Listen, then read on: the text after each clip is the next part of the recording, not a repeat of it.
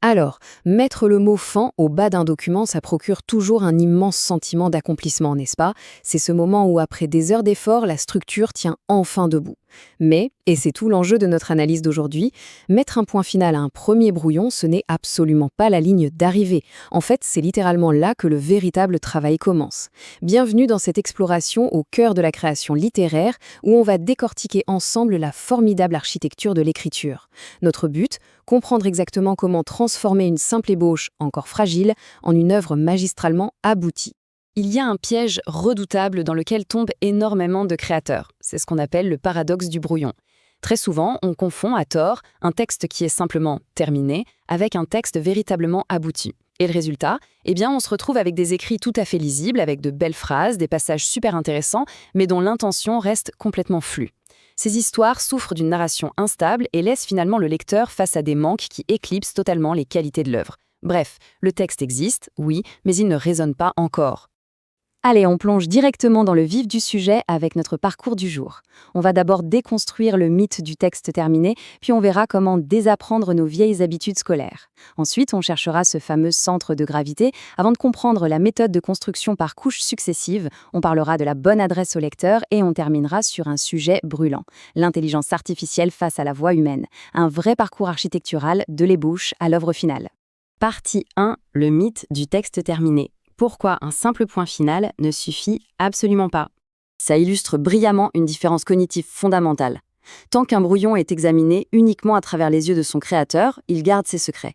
Ces véritables failles ne sautent aux yeux que lorsqu'il devient un objet autonome, pensé pour être lu par d'autres. D'un côté, on a le texte terminé, centré sur l'auteur, avec une intention floue et un récit instable. Et de l'autre, le texte abouti, complètement tourné vers le lecteur, porté par une intention limpide et une maîtrise absolue.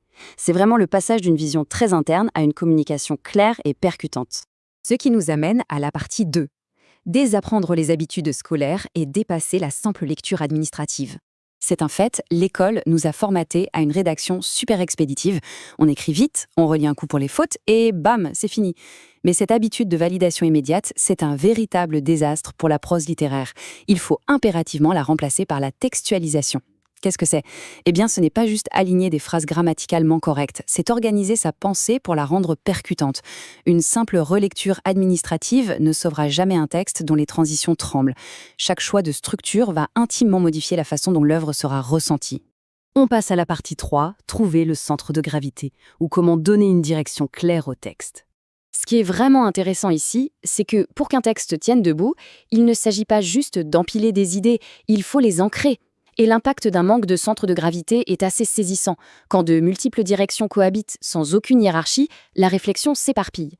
Le fil conducteur s'évapore et ça donne cette désagréable impression que la personne qui écrit s'est complètement perdue en chemin.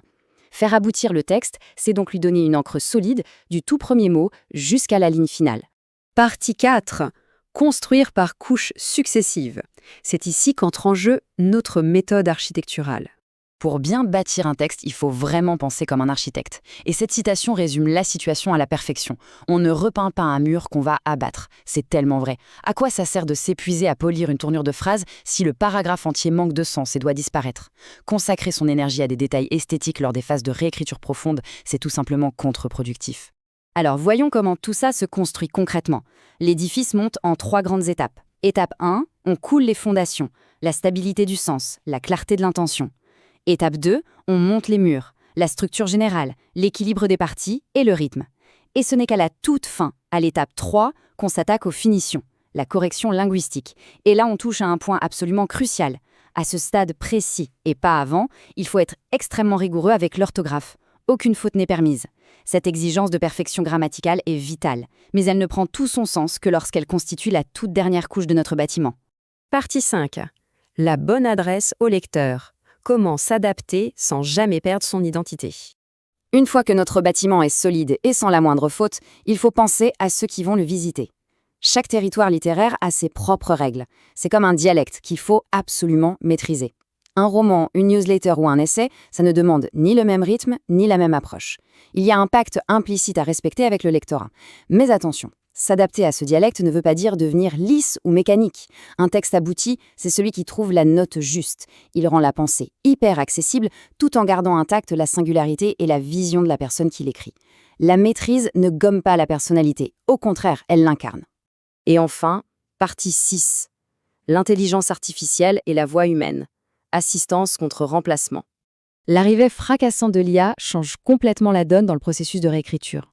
Et ça nous amène à une question philosophique passionnante, qu'il faut regarder avec beaucoup d'objectivité. Une intelligence artificielle peut-elle véritablement faire aboutir un texte ? À quel moment prend-on le risque de voir toute l'architecture de son propre raisonnement échapper à son créateur pour se dissoudre dans les algorithmes ? Le point crucial ici, c'est la séparation des rôles. L'IA a des capacités incroyables pour fluidifier les choses, reformulation instantanée, correction automatique, c'est bluffant. C'est un outil d'accompagnement fantastique. Mais face à ces machines, les impératifs humains restent et doivent rester irréplaçables. C'est à l'humain de garder l'arbitrage, de prendre la responsabilité des choix et de préserver une voix unique.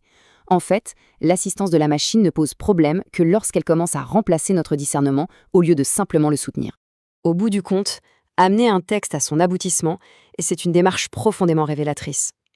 Une œuvre ne peut pas rester cloîtrée dans l'ombre du jugement exclusif de la personne qui l'a rédigée. On ne progresse pas en cachant ses failles.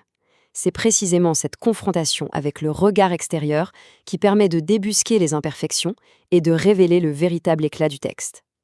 La réécriture, c'est vraiment l'apprentissage du recul. Pour clôturer cette exploration sur l'architecture de l'écriture, voici une réflexion qui mérite qu'on s'y attarde. Si une œuvre ne s'accomplit véritablement qu'en affrontant les perceptions et les résistances extérieures, où s'arrête exactement le travail de la création et où commence celui de la lecture ? C'est le grand mystère de l'écrit, une collaboration silencieuse et éternelle entre deux esprits. Merci d'avoir suivi cette analyse qui, on l'espère, donnera envie de relire d'un œil neuf tous ces textes qu'on pensait simplement avoir terminés.